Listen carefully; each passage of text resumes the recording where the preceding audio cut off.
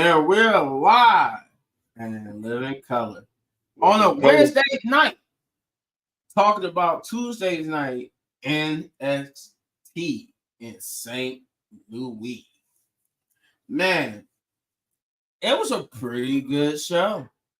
Pretty good show, aside from a certain someone. It was a pretty good. It was a pretty good show. Pretty good show with a shocking title change too, and not all may be welcomed by the fans. Some fans are not too receptive to it. Some fans think it might have been a little bit too soon, but we'll get to what I'm talking about in a few. They did. They, I will say this. What's the point of getting new intros for SmackDown and NXT? We're not going to see the intro one time and then y'all forget about it. Like, if you notice, when we got the new intro from Megan Thee Stallion for SmackDown, we seen it one time. We haven't seen it since. No, we go straight to the show. We're straight to the show. We get a new intro for NXT, straight to the show. Now, they're just that one day, and we go straight to the show. I'm like, come on, man. Y'all paying all these people this money just for us to at least not see they work? But I digress. We kick off the show with Trick Williams in his championship celebration. With him coming out, basically talking about him being a two-time NXT champion. Which I'm glad they gave it back to him. I understood the story of why he had to lose it, because they wanted to kind of put Ether Page over. So I'm kind of glad he got it back. I knew he would get it back. But I think he did something not even Carmelo did. I don't think was Carmelo ever a two-time NXT champion? Or I think he just was a one-time NXT champion. No, I think it was twice. Huh? I think it was two. Oh, okay. So okay. I was thinking like he had a trick. I remember him having it and then he lost it, but I don't remember him getting it back. But in the middle of his celebration and him boosting about the title, and we do get a good look at the new title. Wes Lee would come out. And I'm like, you know what? I actually kind of predicted that this is where he would go. We kind of move away from the North American. I predicted he might be going towards the NXT Championship, which is kind of, I guess, a good thing for him, considering that he had this heel turn and then we got this rivalry. I think it's either you give him the North American Championship or you move him up to the NXT Championship picture. And that's what they did. He came out, he basically called Trick Williams basically one nobody.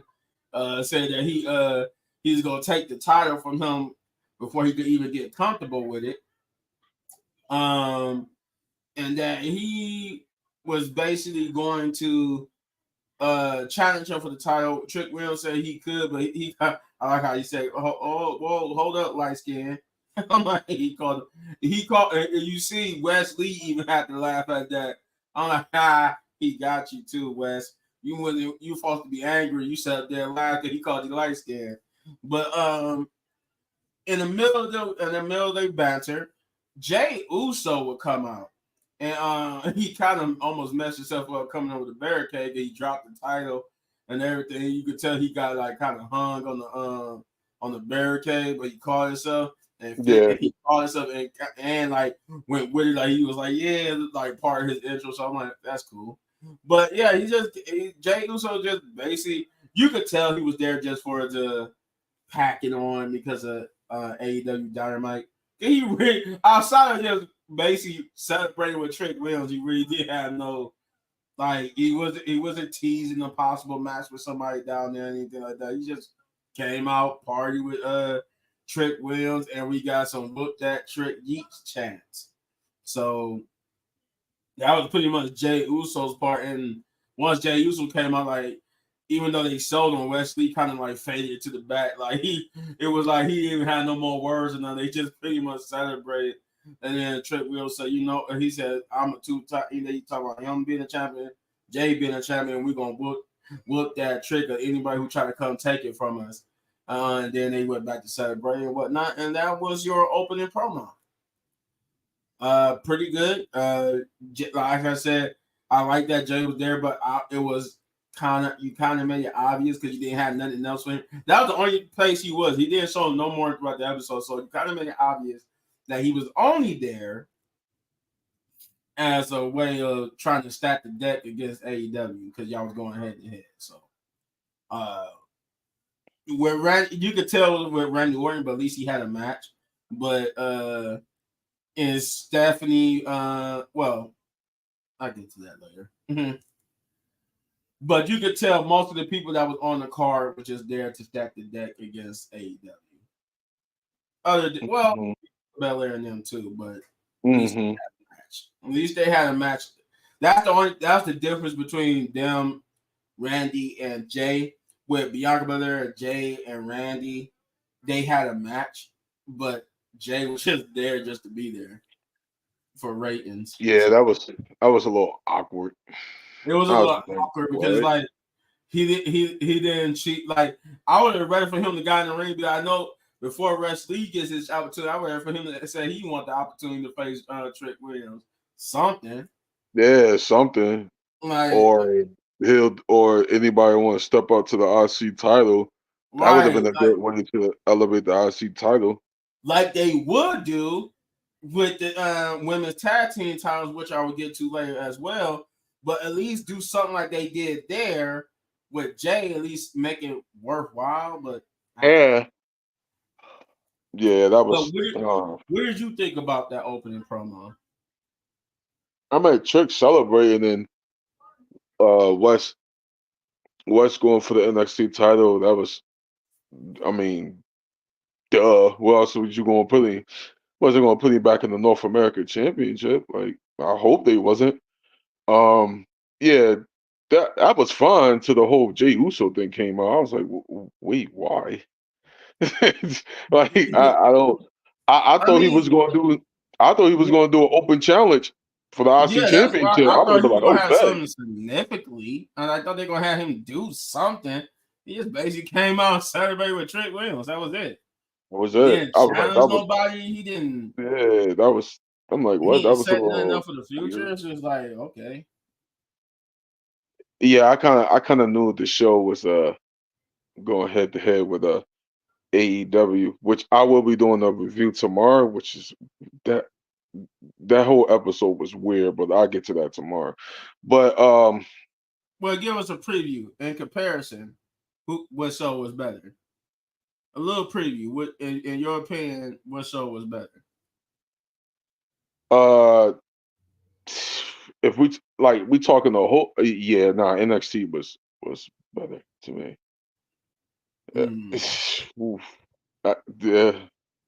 Mind you, this was the go home show to Wrestle Dream. So, whoa, I think that's even worse, ain't it?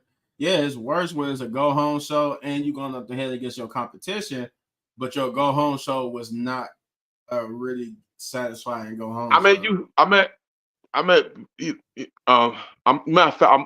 a review after whatever. But no, I'm gonna do it Thursday. But you had stories, but it was just weird. Like I don't know how else to describe it. It was weird. Like I when I talk about it tomorrow, y'all gonna be like, wait, what? Yeah, it was weird. I don't even know how to go about that. Yeah. I heard Chris Jericho and MVP squash whatever beef they had too. Yeah.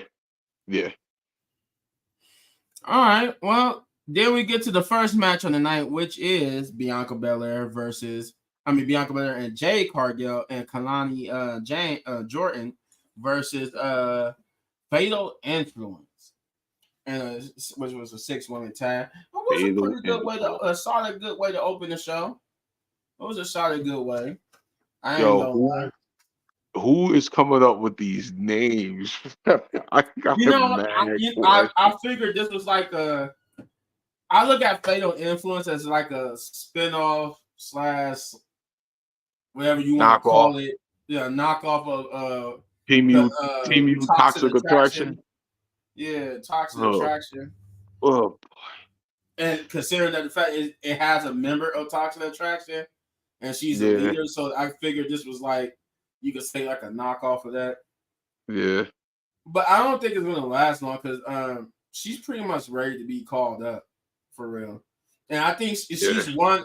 She was one of the names that was listed as being called up for the possible mid card titles that they're going to be introducing on the main roster to fill out the roster for both shows. So that is that. But yeah, this was a pretty good match. I enjoyed it. I especially I like that pretty much the veterans of the except for Jade Cargill. I wouldn't really consider her a veteran, but you get the point. They trying to put she's the main roster star working with yeah, the NXT star. So you know, I like that they. But all jokes aside, they did give. They kind of like elevated them in a way a little bit. You know, nobody took a shine away from anybody. Like even with Jovan and Randy, nobody from the main roster really outshined them. But because you expected the typical they was going to be better than the NXT roster type people because yeah, yeah, yeah. they got to sell it like, oh, these are rookies versus the main stars. Of course, they're going to be not as good as them. So you have to say it like that. Considering the fact that you got to remember some of these people in NXT is not really younger than these stars. Some of these NXT stars are like kind of close to the main roster stars' age. Yeah. They just sell it as the rookies of the that age. But regardless, well, no, I'll get to that later. But regardless, this was good. This was good. I like they working together. I like further influence. They got potential. Um, Pretty good overall. It was okay. The only reason why I couldn't truly get into it because I knew with Bianca and Jay, you're not going to lose. I mean, Yeah. you're not going to lose. So, but for the fact that it was still entertaining, I give you an A+ for that. The fact that you still made it entertaining, even though I knew you wasn't going to win. But I do like the fact that you allow these women to get over. So that's another A+ on that too. You allow them to get over, and even though they didn't lose, they didn't win. They look good in losing. So, but yeah, that's the match. Bianca Belair, Bianca Belair, Jade Cargill, and Keontae James got the victory. But that wouldn't be the last we see of them. But Shane, what did you think of that match? Um, it was decent. You know what I mean? I just wish that the other team would have won. But hey, that's a dream of mine. Um, uh, because we kind of like I don't know. Like I feel like when Raw superstars go to NXT, it's just like, oh, they automatically gonna win, and we need to stop booking it like that. For us to actually believe in NXT, they need to win something, especially if we getting like Raw superstars to come down there or SmackDown superstars to come down there. So I just think that we need to change that narrative a little bit and whatever the case may be. But for the match, it was a decent match. They did had a good performance enough to where they got put over. I just wish they would have won the match. You know, the only thing I can say about that is the reason why I think they lost too, because of the whole storyline with Keontae James. I think Yeah, because like for if you look at it, I think was it JC Jane? I think she's gonna be the person to finally challenge her. Because they yeah, said she's ducking them and she won't put the title on the line against them, but it'll eventually be JC Jane probably. yeah, Out of the three, she's gonna get the first crack at Kalani Jordan. yeah, Um, but I believe just because to set that up eventually with them going against each other, I think that's why they lost. At least I could say that. But then again, Shawn Michaels was like, okay, you're gonna lose, but we're gonna make you look good. So it's not gonna be all bad, but you know. Um, Then we got Axiom and Nathan getting ready, warming up for the tag team match against Austin Theory and Grayson Waller. To which they'll get asked by Randy Orton about Jovan and how fast he really is. And Nathan would take a little exception to the fact that Axiom said that Jovan was like the fastest man in NXT, to which he think he's the fastest man in NXT and that he proved it. But they try to calm him down, like, look, man, I don't mean like that, but sometimes you can be a hothead. And Randy was like, you know what? It's okay to be a hothead sometimes. And then he would give Nathan some words of encouragement that he, well, in a literal sense, took it and ran with it. Then after that, we got Julia. Is it Julia or Julia? Julia. Huh? Julia. Julia. Gotcha. She got a backstage promo where she was being interviewed about Cora and Roxanne Perez and how she was going to basically deal with that, but then it get interrupted by a knock at the door. You don't see who the person is, but the interviewer, she gets happy, and Julia like, yes, my old friend, we got this. Thus, we get over here to this Roxanne Perez and Cora J promo, where basically talked about Cora J revealed that one of the reasons why she did what she did was because she heard like people like us here at Wrestling Pit Podcast talk about how the women's division on NXT is the best women's division and on the best women roster in the division, and not just NXT but the entire WWE. And I'm like, all right, I'm like, cool. I like that little reference because people have been talking about that recently. How Shawn Michaels basically got the best women's division, and shots fired at AEW because I see what she was trying to do too. She didn't say it, but she was trying to. She said in all the WWE, so she basically was trying to say and basically she wanted to say in all of wrestling, but that would have been shots fired at pretty much in any other promotion, so she had to just say WWE. But you got what she was trying to go with it. She was really trying to take shots at everybody. But the problem she had with that was she said, but she heard that they didn't mention her. They mentioned all these other women. They mentioned Julia, Stephanie, all these other women that's coming into NXT, but they didn't mention her. So she said she did what she did to punish everybody who said that about the women roster because you forgot to mention her. And then she says that she's proud of Roxanne Perez for being who she is now, that she always knew that Roxanne could be who she is now, and that was all she ever wanted. And Roxanne, she echoed those sentiments, saying that she realized now that's all she ever wanted for her was to be her true self and care about herself and look out for herself. And that even though the NXT championship is what tore their friendship apart, she thinks is going to be the thing that keep that friendship together once again. They would get interrupted by Julia, to which Cora's like, you know what? No, what you standing right there for? Come on in the ring. I know we haven't been properly introduced to each other, but she like got on the ropes and held it open for her. And then Stephanie, her music hit, and the crowd went crazy.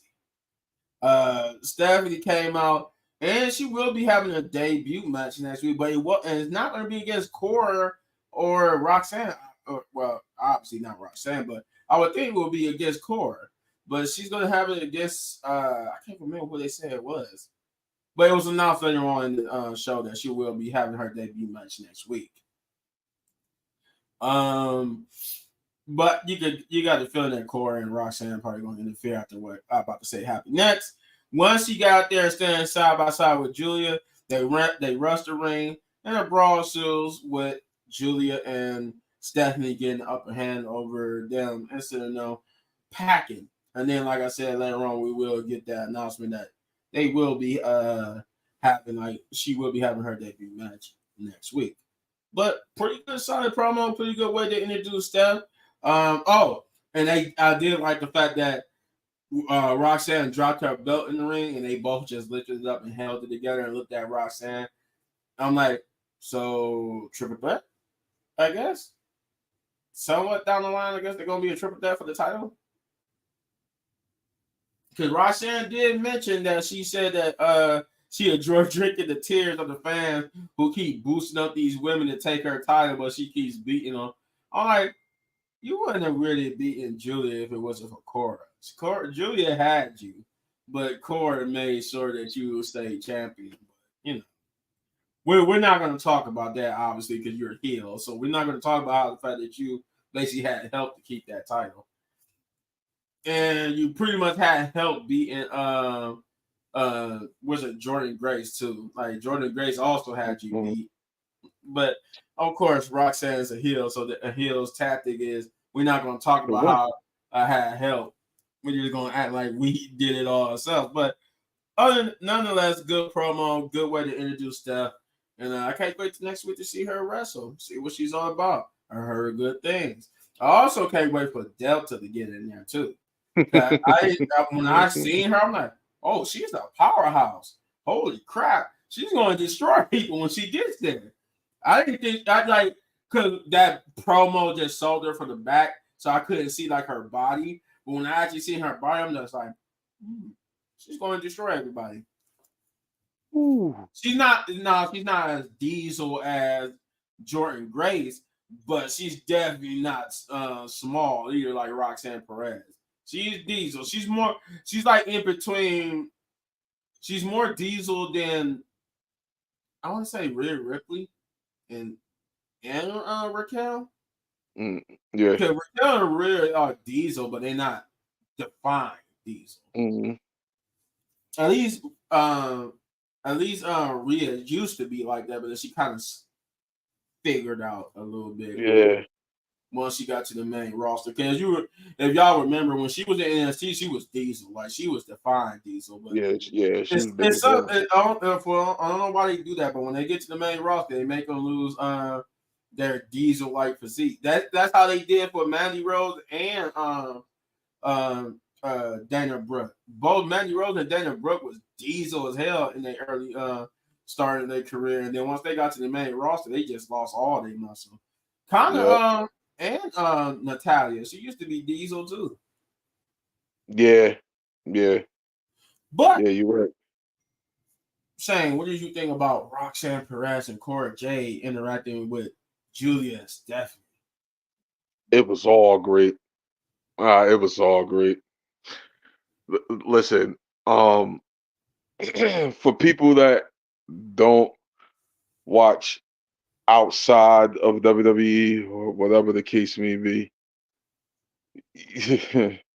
y'all in for a treat with Stephanie. I'm just saying it now. Uh, and then Delta. Oh God. Y'all in for a treat. Sean, you won Mamma Jamma. Yeah. Um, and of course Roxanne and Corey, I like them too. Um, I think the I think the promo was solid. Um, I just didn't like the part when she said, "Oh, y'all forgot about her." I mean, you was injured for most of the time, so like, of course, everybody gonna forget about you at some point. Mm-hmm. But other than that, um, I kind of got why she did it and why they kind of together. Then I kind of like, I still feel like Corey Jade somewhere along the line wants a shot at the title. So I kind of got that vibe in that promo. Like, yeah, I'm gonna stick by you for a minute, but just know I I want want to my be shot. right. I want to be NXT champion as well. Um, so Sean got a Sean got a stack women's roster. Jesus He Christ. do. Uh, then you about to bring Delta. Oh my God. For people that don't know who Delta is, I'm gonna just keep this short. She's different. Now I know when you come to WWE, is a certain style that you have to wrestle. Custom, yeah, get accustomed to. But she is different. And her promos, don't let her really get on the microphone for real, for real. She different, different. Like man. I I'm gonna say she don't got she don't she don't got the the instant like him, but she do got that crazy way like Jacob Fatu. I'm just gonna keep it at that. Mm, okay. All Yeah, right. I can't wait. Oh God, I can't wait. I listen, Sean just Sean just signed three of probably the best women's wrestlers of all. And I mean that if you watch them outside, I mean Steph. See, If like you watch from Stephanie, the independent scene, from the yeah, independent standpoint. yeah. If you Mm, watch, if you watched Stephanie and Julia before, like they matched before they came to NXT, yeah, y'all gonna be in for a treat, man. Oh God, Jesus. Whew. Then you still got stars on the rise. You still got Jada Parker. Uh, you still got the NXT North American Women's Champion. I mean, yo, that list is long. You yeah. Sean got a stock roster, man. Jeez. You know, and I heard people were saying like it have it's not an official report, but I saw people on social media saying like, oh, Cora Jade is probably gonna be one of the people that get called up next year. I'm like, she could, but then again, she shouldn't because she hasn't really been able to shine for real in NXT due to Yeah, injury. So yeah, like, I'm not. She is one of the people that could get relatively get called up, but I think she shouldn't just so like I think they should do her like they did Roxanne. Roxanne could have got called up too. yeah, a few But they times. but they was like, you know what, we want to get her over, so we're gonna give her the title so we can't call her up. Because All they was pushing for her to become part of the main roster. They all even we teased it a need, little bit too. They even all teased we it a little bit. need is Jordan Grace. Mm. Now Jordan Grace, oh yeah, and her contract is up soon. I think Sean, I'm asking, I think they said it's up next year actually. Sean, I'm asking you Early now. next year. All I need is Julia versus Jordan Grace. Mm. Please, just please, for God's sake, just I don't care. I don't even want a storyline. I just want them in the ring. I just want them in the ring. I don't even want a storyline or nothing. Sean NXT. And before we move on, Sean, this silver and black NXT, I think it's more women based than man based. They do get a lot more shine. I will, yeah, I give you that. They got I think Triple H Golden Black era was more man man, based. yeah. I think Sean like, nah, we gonna turn this around. Sean is I mean, cooking. because if you think about it, the man gonna be all right. The man gonna be all right. Yeah, yeah, of course. Trick, I don't think they don't really need Ethan. it's the women who needs the more spotlight because as we look at it, we're seeing that there's some women in NXT that pretty much are on par with star power like the men. You can And say shot. Stephanie and Julia is on star par with Trick Williams, and he's the Yeah, top champion right now in NXT. yeah, yeah, you're right. And So, shout out to Jada Parker because I seen one NXT episode where she was standing outside with the baseball bat. oh yeah, That was hilarious. that Bro, was she was out there hilarious. the whole time. And whoever pulled up, she was waiting on. They was like, "Oh, She okay, was that's not Jada." waiting. Yeah. Yo, I'm gonna just say this. If anybody deserves a gangster role, like a gangster gimmick, it's her. Oh yeah. It's her. I was convinced after that whole slap she did to Roxanne Perez. That had that Yo, interview. yeah, She got yeah. mad and said, she said, Roxanne, I'm gonna slap the what she said, I'm gonna slap the The taste out your taste out mouth your or something mouth. like that.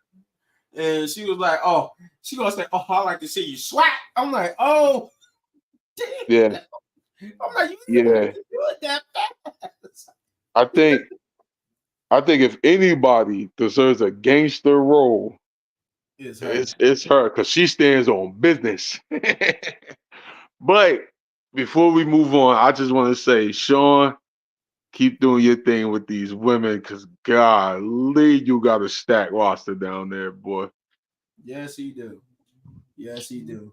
Um, I will say this though, when people saying that she might get called up to the main roster, I don't think she Oh, will because everybody said, well, they need to call some people up because they need to fill out these rosters for this oh, mid card titles. You gotta remember, WWE got a plethora of women. Some of it that they, they use on their TV show like Level Up and stuff. It's a lot of women they could use to fill out this roster to fill around the people who's yeah. gonna mainly hold these titles until they start building up more people and stuff like that. But they're not about to empty out NXT just to do that. They're not about Nah, to do that you don't have because to. it's only a few. It's only a few women on NXT that's main roster ready anyway. If you get them, if you, this is where it comes to booking. Like, And then I would say too, like before you finish your thought, I wanted to say, then you can have the mid card title just depending on Raw, SmackDown, NXT if you really want to do it that way. I hope they don't do it that way, but then again, if you wanted to, you could. Like just to say, like, oh, but then again, with the men's, the fact that they on the main roster, but they got to go to NXT sometimes for a challenger. So but it's a give and take type thing. this is the problem with booking. You got a whole roster of women that's not doing anything. Mm-hmm. And I when Sean introduced the Women's North American Championship, I'm like, man, this ain't gonna work. However, it's working because it's developing stories all around the division. Mm-hmm. Whether it's for the North American Championship, or whether it's for the Women's Championship, or whether it's just a rivalry that's going to take place. It's developing stories all around it. So that way, when we do get, let's say, Jada Parker, if she becomes Women's North American Champion, she already had a story with the three girls or whatever the case may. Well, keep forgetting their group name. Oh, Um, fatal influence. Yeah, the knockoff of Toxic Attraction. That's what I'm gonna call them. Team U Toxic Attraction. Um, but it's stories surrounding the North American Championship, and there's stories surrounding the Women's Championship, and then there's stories in the middle. And this is where Triple H is missing the middle. The The middle, middle yeah. matters. You can't just put 10 women in a tag team match every week. Right. It seems like that's going to happen. Like, Right. It's not. no. And then I'm glad you mentioned that because after that, a report came out that people was angry. Mainly, not us. Triple H's own women's division was mad about that decision because Yeah, 'cause- they thought it was a couple of steps back to have them all in a 10-woman tag match. yeah, Now, you do that. like I said, I did say I like the fact that they was used on TV. I did say that in my review for that.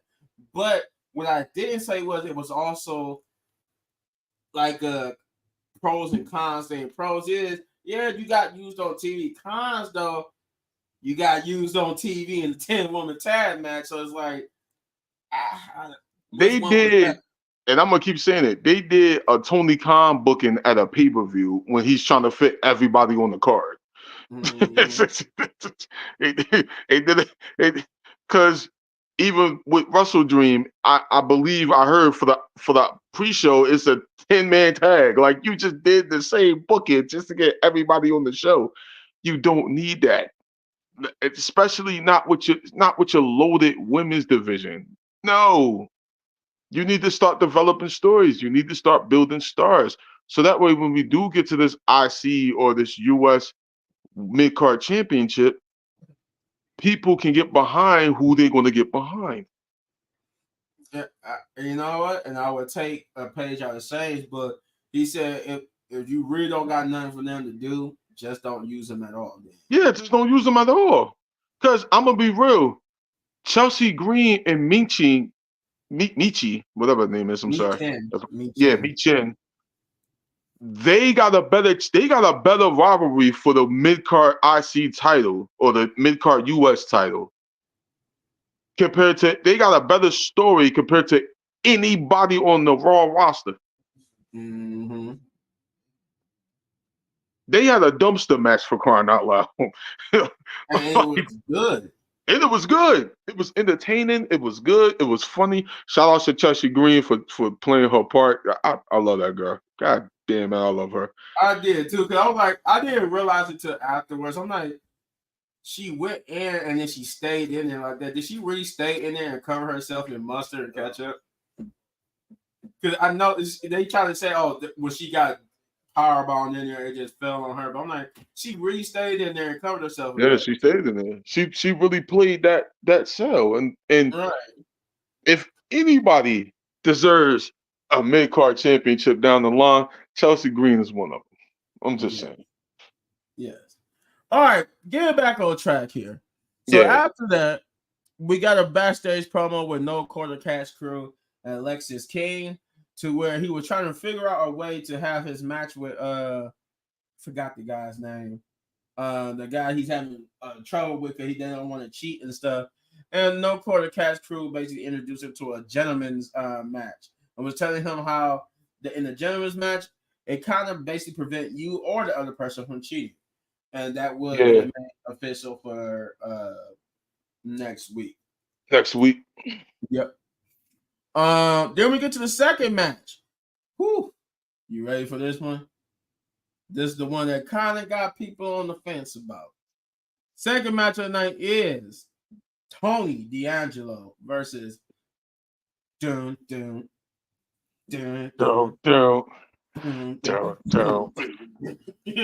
boy Owen Finney. God. You know what? When I first watched Owen Finney for the first time, I'm like, I like his music. I like his aura. He's going to be a big star. That man already more over, and can actually wrestle than someone I know, Omos. He can learn, that person can learn a thing or two from Omofemi. Though Omofemi is not as tall as Omos, too. Yeah. But anywho, this was a great match. This was Tony D'Angelo versus Omofemi for the NXT North American Championship. And I just realized too, Omofemi is so big. I never realized, I never paid attention to when he take off the belt, he rip off the extra length of strap because he had to give it to him because he's so big in the stomach area, so he can wrap around him. And I'm like, oh, that's what he be ripping off. I know he be taking something off, but I never paid attention to what it was until last night. I'm like, oh, that's an extra length of strap. I'm like, okay. I didn't know they do that.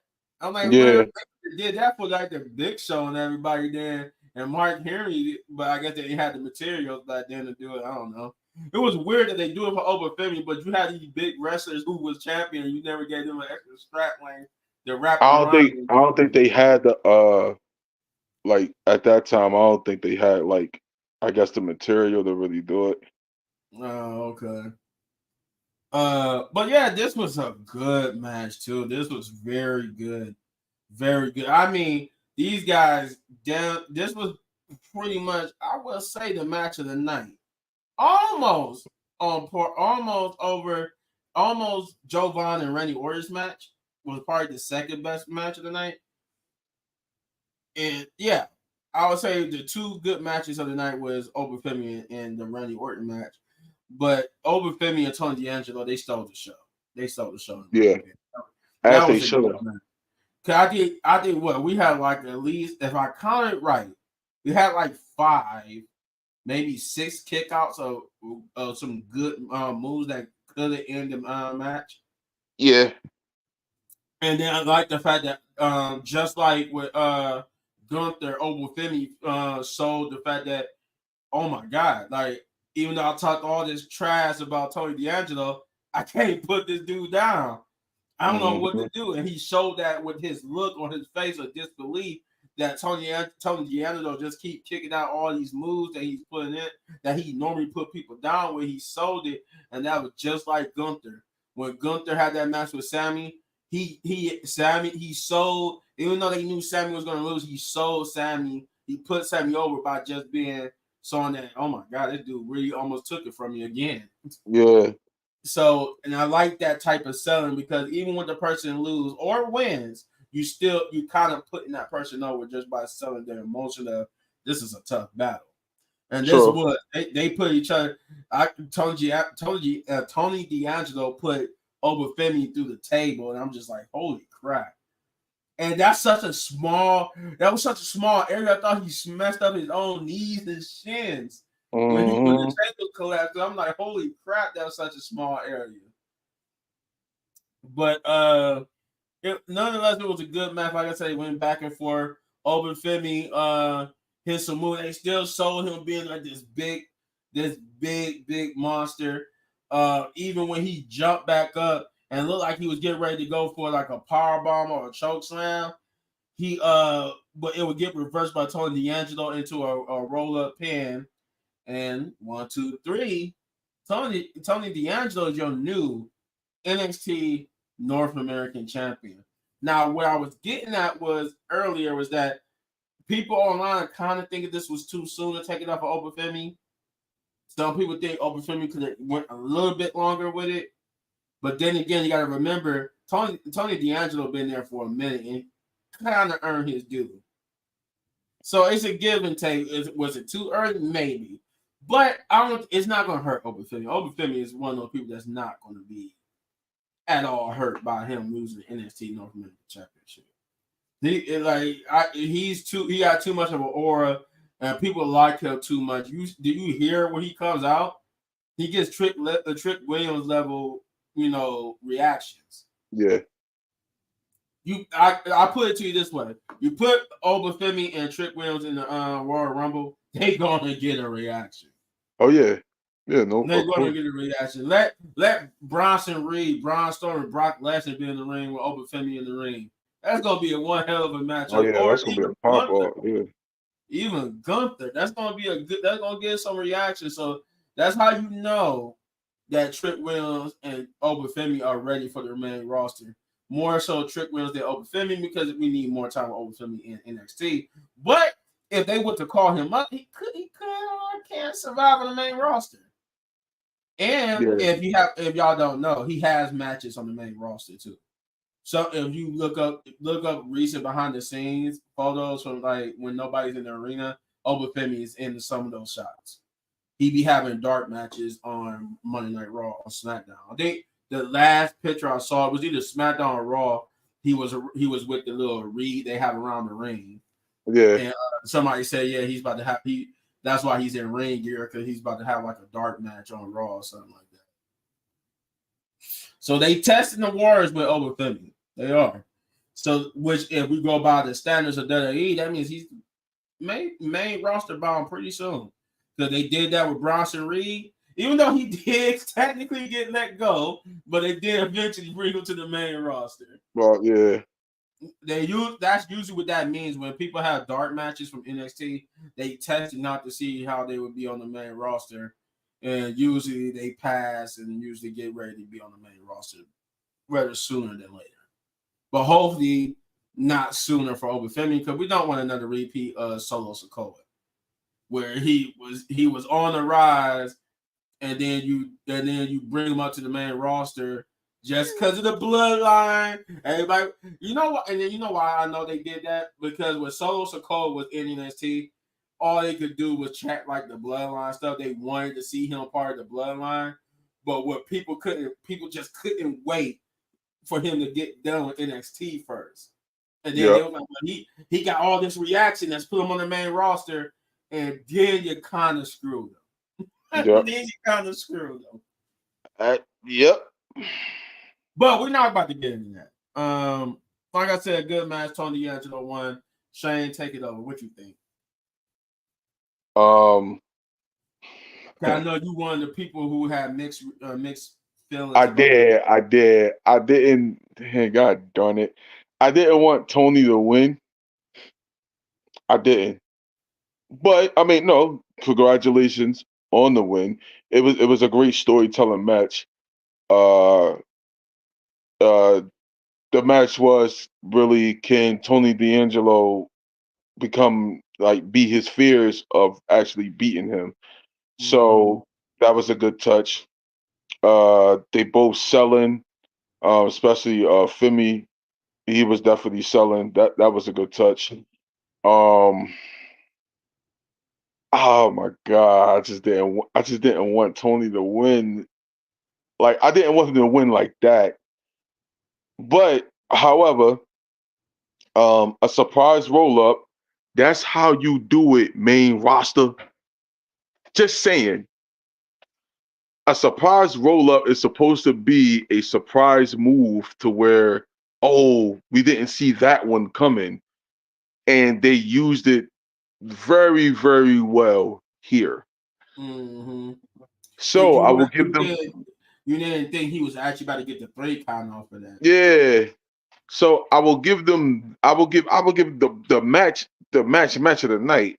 I'll give everything that. The only reason I did not want Tony to win is because I just wanted Fibby to relinquish the belt after he beat Tony. Like, huh, you can't beat me, but No here I'm a one could beat relinquish. me. No Yeah, one can beat me. no one can beat me. I'm a do this for you. I'm gonna relinquish the belt, and Shawn Michaels can make a decision and just walk off. I wanted that so bad, but I kind of knew it was Tony's time. If we do bring Finley up to the main roster, I would like to see him be the Diesel to Xavier Woods. Call me crazy, but I want that. That would be interesting. But do we want to see him? Like that's like what I said about Raquel. Like I don't want to see them in like some bodyguard like role. And Nah, the only reason why I say that is because if if if if Woods is gonna go into this heel character, I want Woods to win. And I want Woods to win the IC title, whatever the case may be. But I know for a fact that Woods needs somebody. I bet Philmy should be the guy until he gets tired, then he turns, and then he goes about his way. Because they're not just gonna bring him like I but hate then the that means you go from heel to face filming. We haven't never seen him as a face. yeah, yeah. It's a risk. I mean, it's a risk, but I will throw the dice on it. Cause I mean, this is no, and this is no shade, but usually when blacks come onto the main roster, they gotta get compared to other black talented superstars. Well, Triple H That's did say I don't see color. You said I don't see color. I hope not. Well, all right. If we do bring him up by himself and let him go on the Destroyer. But my whole thing is he needs to be on SmackDown than Raw. Mm. Okay. I think he was shined way better on SmackDown, especially if SmackDown is going to 3 hours. And I'm hoping that the draft is the wrestling show for SmackDown. The War title needs to go over there. This is where Gunther can basically run SmackDown. Um, Uncle Femi, all them guys that I feel like that are more so wrestlers than entertainers. Mm. They need to be on SmackDown. SmackDown could be an entertaining show, but you want to balance because Raw on Netflix is already going to be a big deal. That's why I say if we're going to bring Femi up to the main roster, he needs to go to SmackDown when they do the draft. And according to them, according to sources, definitely gonna be doing the draft if they do it, it will be in January this time. It won't be like after WrestleMania. They're gonna do it before WrestleMania. Yeah, which is smart because Raw's going to Netflix. I mean, come on, it's a big deal. You want all Mm-hmm. your top guys on Raw. I mean, we could still get the great. I mean, we could get the Punk, Rock. We could get Punk, Cody, Roman, Drew. We could get all that there. You know what I'm saying? But Mm-hmm. on SmackDown, we could get the next rising stars. We could get the Finley. We could get the Gunther. We could get the Damian Priest. We could get the Dominic Mysterio. We can get the Finn Balor.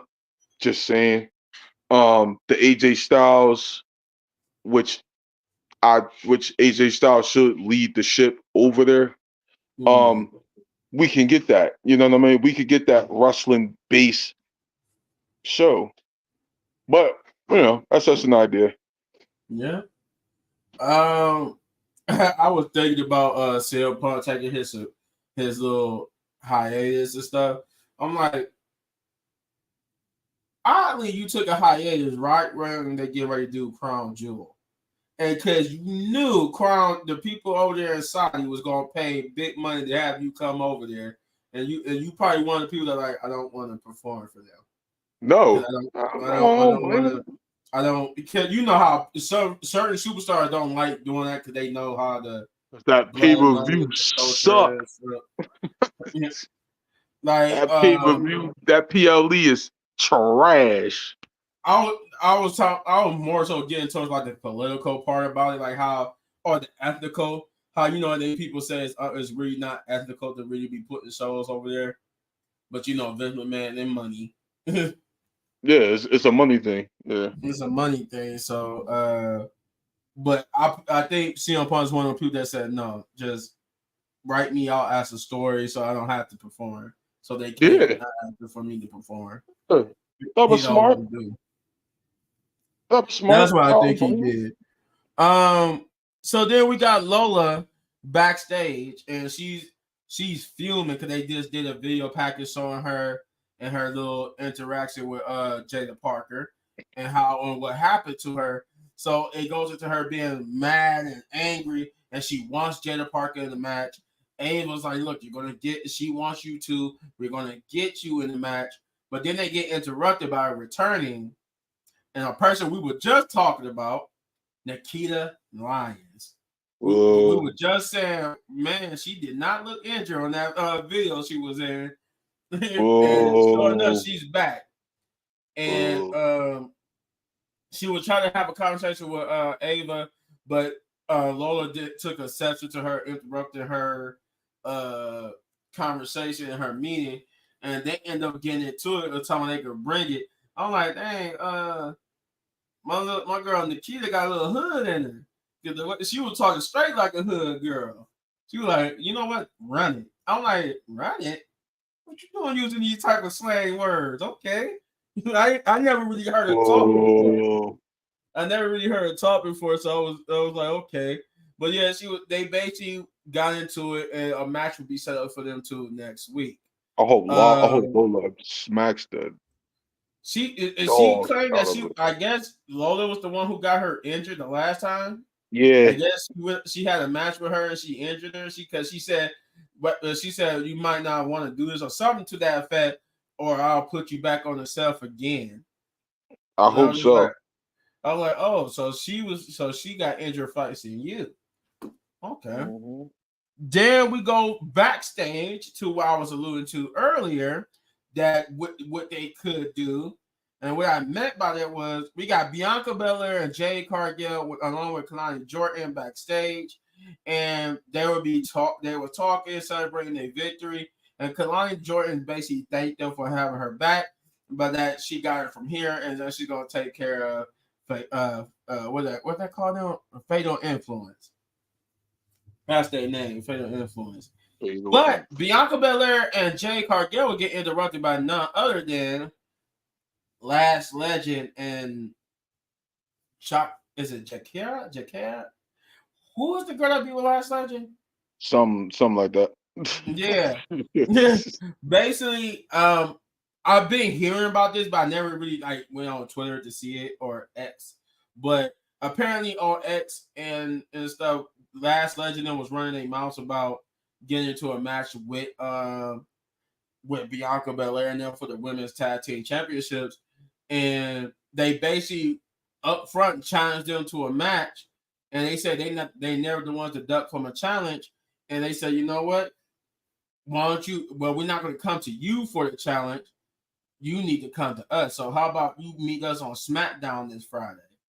And they said, okay, we're gonna talk to Abel to get in touch with Nick Aldis, and it will be made official that this Friday we'll have for for the first time in a long time semi call up to the main roster where we would get to SmackDown, or we'll get Bianca Belair and Jade Cargill versus two NXT superstars on the main roster, which means they got enough faith from Triple H and Shawn Michaels to go to the main roster and do their thing.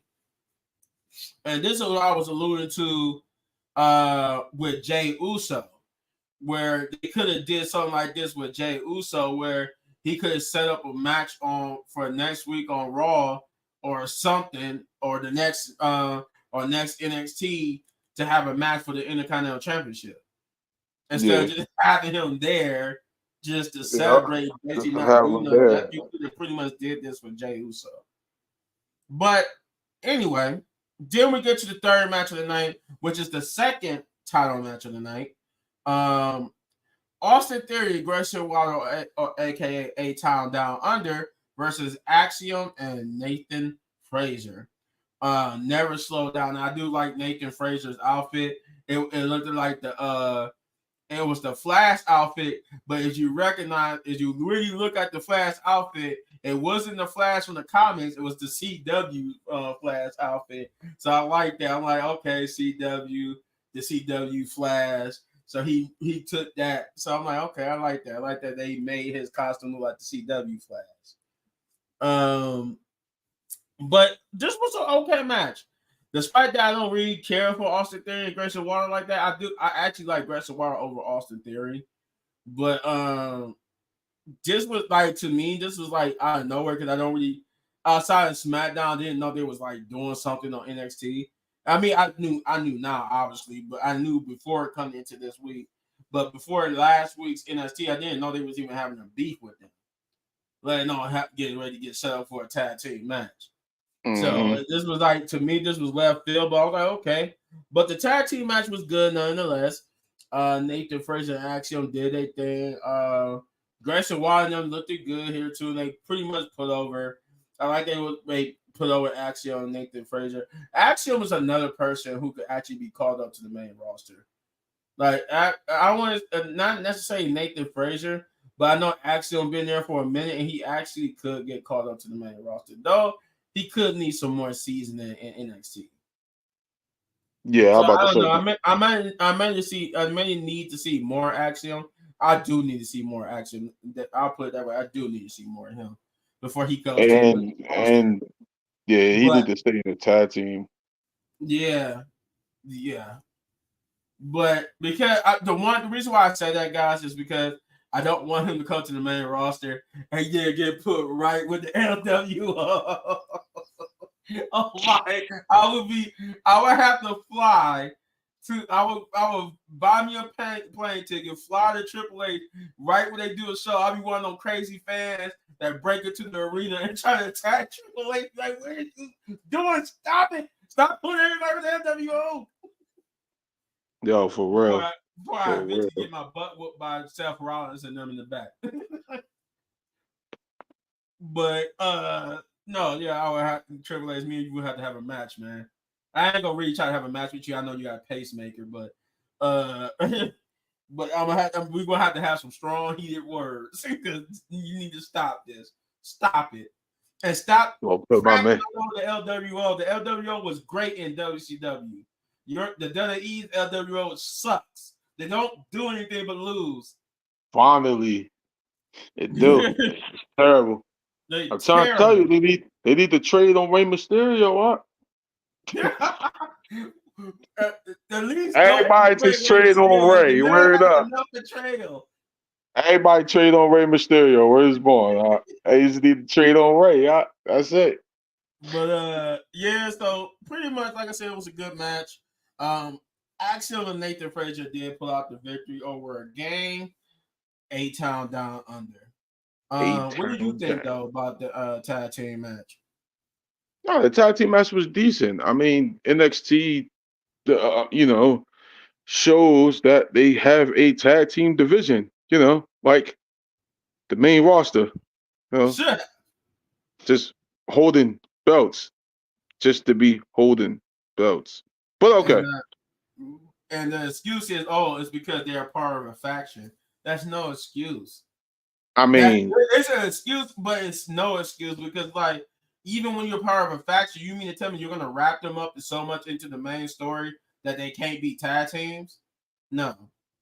yeah. I mean, yeah, we need to stop that. You know, we just need to Like stop that. I don't mind them being part of the main story and helping out because that's the story you thought that they are heel faction. So yes, they're going to help out and run interference in the main story. But why are we forgetting that they're a tag team in a tag team division with the tag team titles that should be defending a lot more than it have been? So Yeah, I mean, it's just guys with just saying. belts. Just Sean. Shout out to Sean with the NXT Tag Team Champions. At least they get tag team title defenses, and at least they do be on PLEs. Like champions. Just saying. The match was cool though. All four guys was great to me, so I ain't really have no complaints about it. All right. Huh. Hmm. Oh shoot! Excuse me. Oh. Ah. We gotta talk about your boo joint. Oh my bad. Oh my god. Um God, please strike me now. Nick. So it was that time of the night where it was a concert by a certain Sexy rapper. Red. Oh my god. Boy, now Oh, you gotta do it for the one time. Get him sexy. no. She performed Get It Sexy. Uh, I guess her other songs were too X-rated to be performed. She only could perform that one song. And then it was awkward because when she was performing the song, she had to censor herself, and then she would go, "Yeah, like, Uh-huh. That's what you get for having this freaking stupid song that got so much cuss words and Yo, all but these things that you can say." the commentary guy was hilarious. Did Yeah. yeah, then they go into the commentary. We got Booker T. I'm just like, Book, sit your butt down, Book. You're married. Sit down. That's Queen right, Charmel, where man. you at? Queen He trying Charmel, to hit this enjoy the man in the back with a song, chair. man. Hit this man in the back with a chair. But my new favorite wrestler, he's made it to my top five. He's made it to my top five just for the single most beautiful thing he could ever do. I didn't like him at first coming in, but now I love him. All ego, Ethan Page would interrupt Sexy Red. I'm just like, hey, God, that she didn't get to go all the way through. And he was like, no, your concert has been canceled. I'm like, yes, I love you. You're oh Lord, you were worse than Ethan Page. Like Jesus, he did the guy's work right there. He would interrupt Sexy Red and basically was talking about that he was upset that Wesley would come out and challenge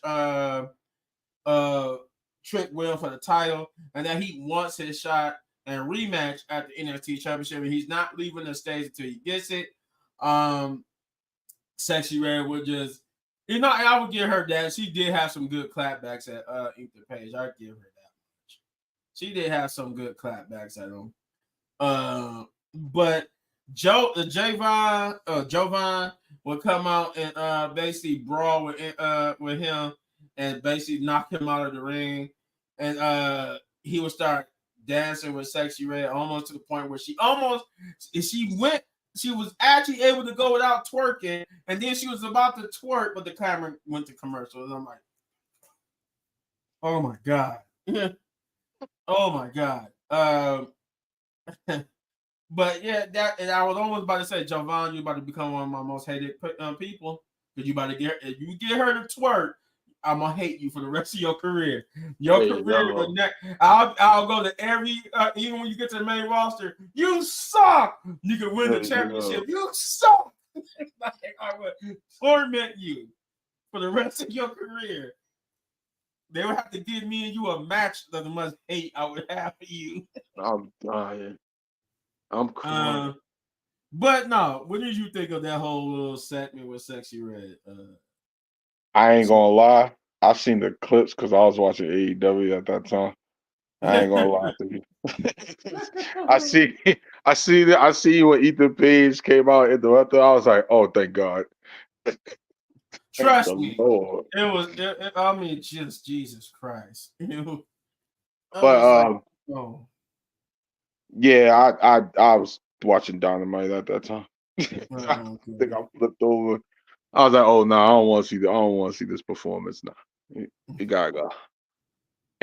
You know what? I almost checked out myself, but when Ethan Page came out, I was like, okay, this was never meant to be a true performance, like how SummerSlam was. Thank God, because I would have been Yeah, like, if I had to sit through Jelly Roll like performance of Sexy Red, I would have like took myself out because that was I could not sit there and just listen to that. That was just horrible.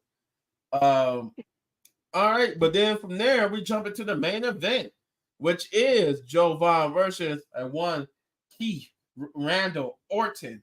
I know Randy was going like, I'm gonna kick your butt for using my whole government name.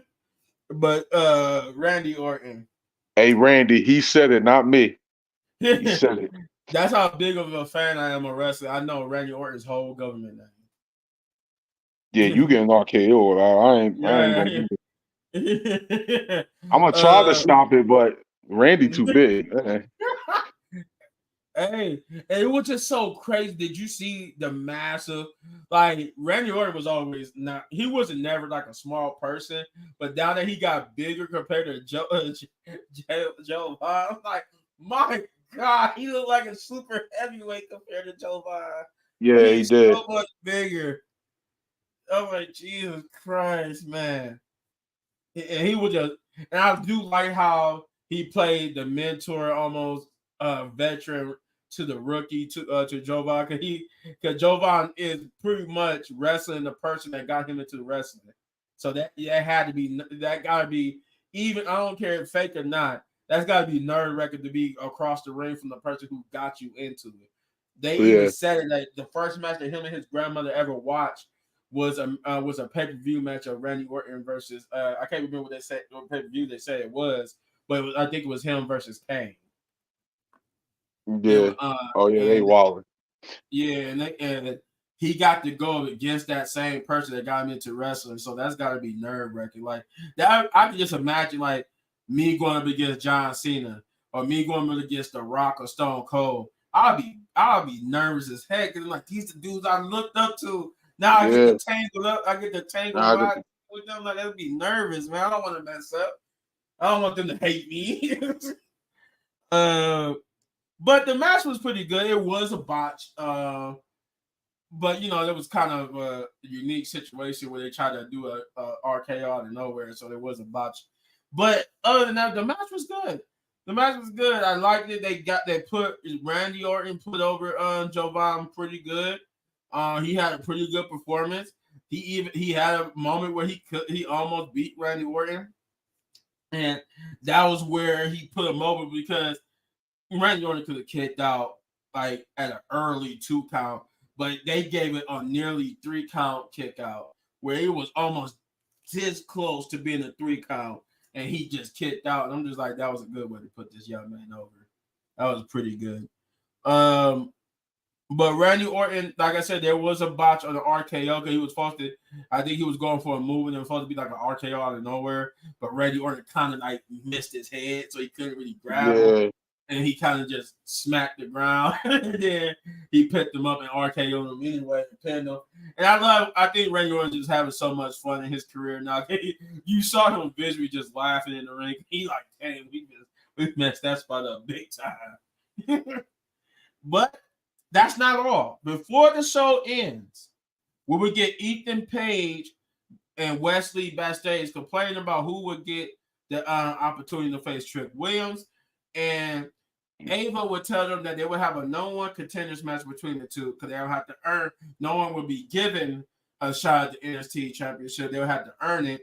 So they'll have a no one contenders match against them too. And whoever wins will face Trick Williams at Halloween Havoc. But she threw a wrinkle in that plan. There was okay with that about the lead, but then she said, but due to his performance, I'm making that match a triple threat match, and she added Joe Vaughn to the mix. So it will be a triple threat match I want to say next week. yeah, Where next week. where they will face off to see who will face Trick Williams at Halloween. Halloween Havoc. But with that being said, like I said, the match was good.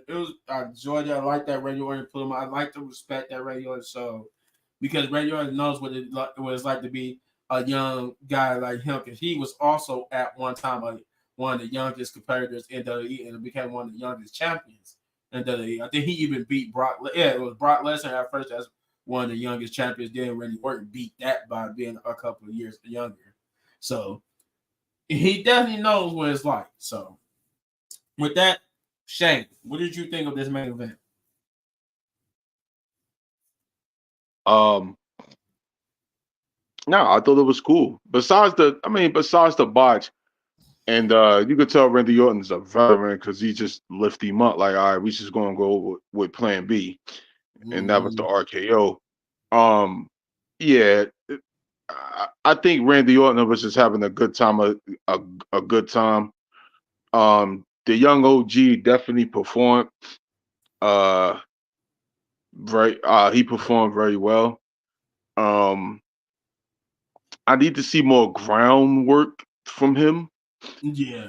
Um, the flying stuff is cool, but as you get older, you gotta learn how to wrestle more ground based, uh, you know, matches. And I mean he's still young, so I know eventually he's gonna learn that skill. However, the match was decent. It was fine. I can't wait to see the triple threat. Uh, Shout out to the young OG doing this thing out there. I hope we get a rematch down the line. I hope it's going to be on the main roster. Uh, and I hope the young OG can actually get a win over Orton. That'd be cool. Um, I mean, there's really nothing really to say about the match. The match wasn't bad. I mean, Yeah. You could tell Randy was definitely taking him to school though. Oh yeah, he definitely was. That did you see how many times he hit him with that backdrop on the table? Yeah, he Yeah, definitely taking him to school. he He was taking definitely him to taking him to school. school. But But what best way to learn your craft is by being in the ring with a veteran. Yep. Because I think I remember, and this is like real life stuff. Undertaker and them used to do the same thing when they went up against somebody young. Oh, they was schooling you in that match. Yeah. They were schooling you in that match. Yeah. That's like when Undertaker went up against Randy Orton. Yeah. Yeah. And then I think they said too, it's like because Big Show said it's like a tradition amongst them when they go up against younger people, they kind of don't hold back. And Big Show is known for that. When he go up against somebody new, he would pretty much almost for real give you that chop to the chest. Yeah. And you better sell it too. Like I'm like, whoa, and because they did interviews and some of the wrestlers say when they went up against Big Show and it was their first time they was young. Oh, they chest was for real red because he for really just smacked the dog crap out their chest. I mean, the future for NXT is bright. Uh, Yeah, it is. It's I really think good. it's in the right person's hands. Shout outs to Ava for doing her part. I mean, I think NXT is in a good place. Yeah, yeah. Well, with that being said, that is all for NXT. I'm going to give NXT. It was pretty good. It was pretty solid. You know what? I enjoyed it more than I enjoyed Monday Night Raw. And I think I gave Monday Night Raw like a 7.5. So I'm gonna Yeah, give this an 8. I'm gonna give this an 8 out of 10. This was pretty good. I enjoyed it for the most part. It was very entertaining, which is sad to say because this is supposed to be a developmental show. It was actually better than your main show, Monday Night Raw. Though I give Monday Night Raw, they haven't been able to put on a 2-hour show in a long time. So with some growing pains. But then there's no excuse because you've been doing it for a long time with SmackDown. So yep. it's a thing, it's a thing. But yeah, I'm gonna give it an 8. I'm gonna give it an 8 out of 10. Uh, I give it a 7.5. It was a solid show. Okay. Yeah, I give it a 7. It was real solid. You know, that's better than the read I'm about to give Dynamite tomorrow.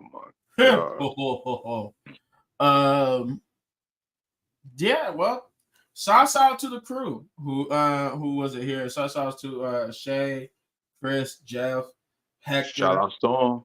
Shout out to Leo. Shout out to everybody who couldn't be here with us. We held it down for everybody. As always, when I'm signing out, I always say, get over to the Rest of Pit podcast. That's who's bringing you this video. Get over Yes, there, yes. subscribe, like, share, do all those great things because All once those we get to a comment. certain number, once we get to that 500 number, there might be a pot of gold at the end of the rainbow. Yes, it will. And with that being said, once you get done with all that, I'm gonna tell you what to do next. Let me get over here real quick. Tell you what to do real next. You see that name right there? No regrets. Right there. Get over there. Get over there to no regrets. Without the other name part, but it's just no regrets. Get over there and subscribe to that channel where Shane does music and wrestling stuff over there. So get over there and run that like, subscribe, share, and that notification button. Do all those great things for his channel. And as you can see for my name, Little Bit Man Gaming, get over there and subscribe, like, do all those great things. Because I do wrestling, reactions to different movies and video games, reviews, all that type of stuff, gameplays, all that. So I do all that type of stuff too. Um, Also, get over to Khris Wrestling Reviews. That man is 77,000 subscribers, and we need to get him to 100 so he could get 100,000 so he could get to that first YouTube plaque. So, as I always say, like, subscribe, share, do all those great things for him as well. Also, not forgetting Shay. Get over to Shay, know the rules. Get over to No, her channel, know the rules, and run the like and subscribe buttons up over there as well. Also, Jeff Wrestling 23. Get over to his channel, do the same thing. get over there. But always do Rest the Pit podcast first. Then do all the other stuff second. With that being said, we're going to sign off like we always do. Also, well, we'll be back before we go. We'll be back tomorrow when Shane does the AEW review. So be on the lookout for that. We will be back tomorrow for that. Also, I'm gonna do AEW Dynamite and Wrestle Dreams prediction. So it's gonna be a little long one, but enjoy the ride with me because this is gonna be oh boy, it's gonna be a fun discussion. Well, you heard it for the man. And that's tomorrow, right? You said you was doing that tomorrow. Yeah, tomorrow, 7 o'clock. Tomorrow at 7 o'clock. So be here for AEW's review and prediction video for AEW Wrestle Dream. We will be back Saturday for the SmackDown review because SmackDown. Oh man, that's about to be a big one. Stories that's Yeah. going into this is going to be good, so you guys don't want to miss that. And we might have a video Sunday. Who knows? We'll see. Oh, But we will. We will, because I'm watching Wrestle Dream Saturday, so I will be. Well, Oh, I okay. will That's be doing a Saturday. video. Yeah, I will be doing a video Sunday for Wrestle Dream. Oh God. I might Yeah. pop in and just to mess with the AEW fans. I might pop in and do something like that. Who knows? Well, as you have it, you got a video tomorrow, you got a video Saturday, and you're gonna have a video Sunday. Sunday. So be on the lookout for that. And as always, we're about to sign on by saying Wrestling Pit Podcast, Podcast, baby. baby. Don't forget to subscribe. Bye bye. Subscribe. Hit that bell for the notifications.